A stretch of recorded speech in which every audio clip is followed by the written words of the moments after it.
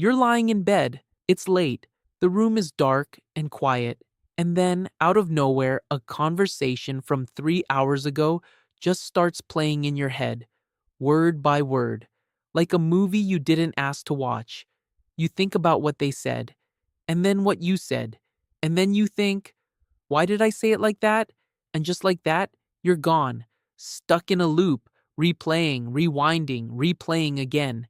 If that's ever happened to you, this video is for you.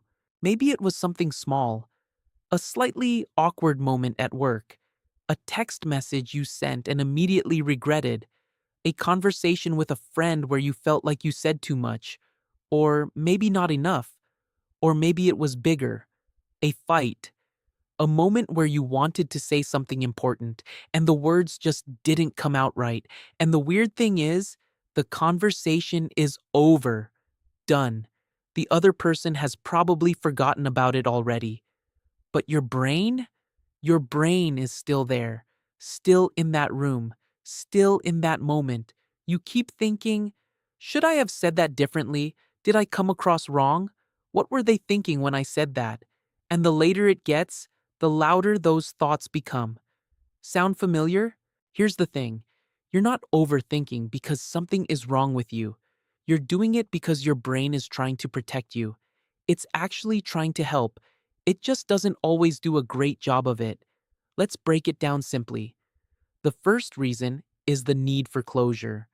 Your brain doesn't like loose ends. When a conversation ends without a clear resolution, when something felt off or unclear or just unfinished, your mind keeps going back to it. It's searching for a clean ending that never came. It's like a song that stops right before the final note. Your brain just keeps waiting for it. So it replays the conversation, looking for that moment of, okay, I understand what happened. And when it can't find it, it just loops. The second reason is the fear of judgment. Deep down, most of us care deeply about how we come across to the people in our lives. That's not vanity, that's just being human. We want to be understood, we want to be respected, we want to matter to the people we're talking to. So, when a conversation feels like maybe we didn't land well, maybe we were too blunt or too quiet, or maybe we overshared, a quiet fear kicks in. What do they think of me now? And your brain, trying to figure that out, keeps replaying the scene like a detective looking for clues. The third reason is the overthinking loop, and here's where it gets a little tricky. The more you replay a conversation, the more you start to find things in it. A pause that felt too long, a word choice that seemed off, a moment where they looked away. And then your brain starts filling in the blanks. It starts writing a story, and that story is almost never a kind one. Because when we're anxious, our brain doesn't imagine the neutral explanation. It goes straight to the worst one. They were annoyed. They think I'm weird. I messed that up. And that's not the truth. That's just fear talking in a very convincing voice. The fourth reason is the desire for control. When something has already happened, you can't change it. And that feeling, the feeling of not being able to go back and fix something, is deeply uncomfortable for most people. Replaying the conversation is actually your brain's way of trying to regain control. If I just think about it enough, maybe I can figure out what to do differently. Maybe I can rewrite it somehow. But of course, you can't. And so the loop continues. And here's the part nobody really talks about. This isn't just an annoying habit, it's exhausting, genuinely, deeply exhausting. Because every time you replay that conversation, you're not just remembering it, you're reliving it. You feel the awkwardness again, the embarrassment again, the self doubt again. And over time, that weight adds up. It chips away at your confidence. It makes you second guess yourself before conversations even happen. You start editing your words more carefully, holding back, overthinking before you even speak, because somewhere in the back of your mind, you're afraid of creating another memory you'll have to replay later. That's when it stops being a one-time thing. That's when it becomes a pattern. And I want you to hear this clearly. Replaying conversations in your head does not mean you're anxious, broken, or too sensitive. It means you're a person who cares about how you come across, about the people in your life, about doing right by the moments that matter to you. The problem isn't that you care.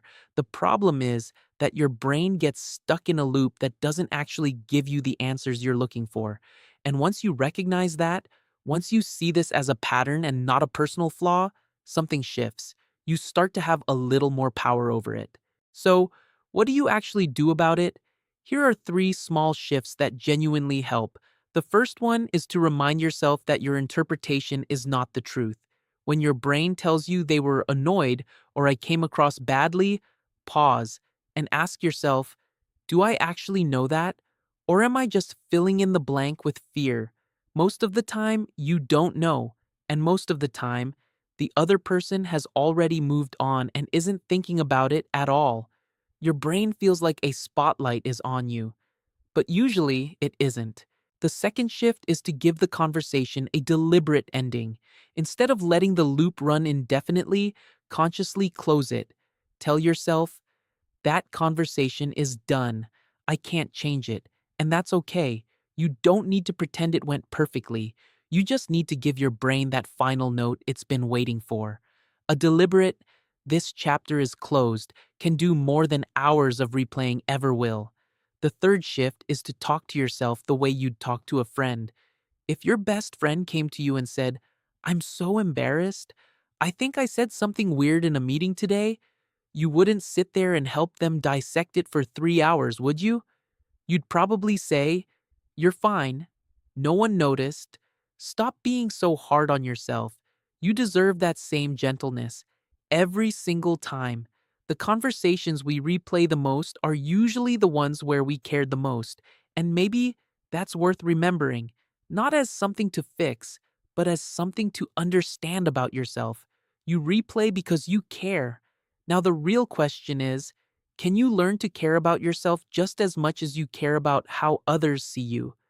Before you go, drop a comment and tell me, what's one conversation you've replayed more times than you'd like to admit? No judgment here. We're all in the same loop, and if this video felt like someone finally put words to something you've always felt, subscribe, because that's what this channel is for.